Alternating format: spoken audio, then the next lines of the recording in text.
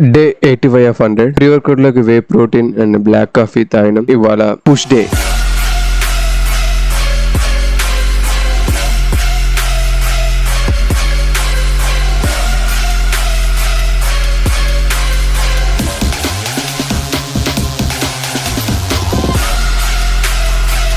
Work out అయిపోగానే జామకాయలు తీసుకున్నాం. బ్రేక్ఫాస్ట్ లోకి వే ప్రోటీన్ అండ్ ఓట్స్, తర్వాత తోటలో కొంచెం పని ఉంటే వెళ్ళాం.